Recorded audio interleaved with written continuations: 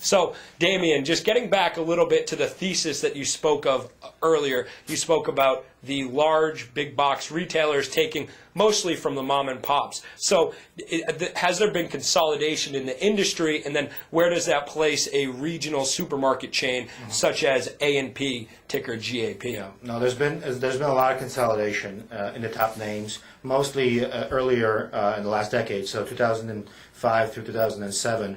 And right now, we don't expect anything imminently, just because every supermarket is trying to figure out how to address the weak consumer here in the U.S.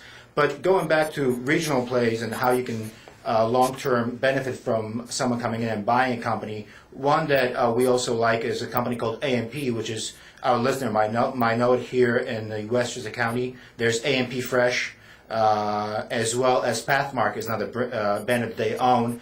And what the play there is that they have, if you look at the Northeast market, it has very little real estate that's left, not only to build houses, but also to build nice big supermarkets. Certainly, it's one big suburb, right? Yeah, exactly. And so it's actually a place where Walmart hasn't been that successful just because of the lack of real estate.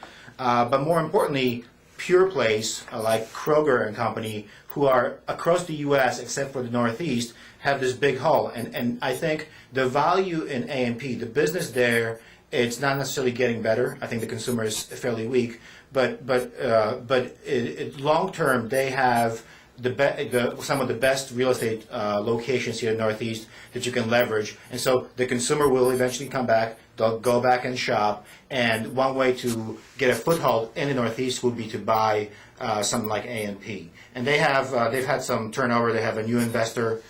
They have a new CEO starting at the end of this month. So there's a lot of exciting things going on.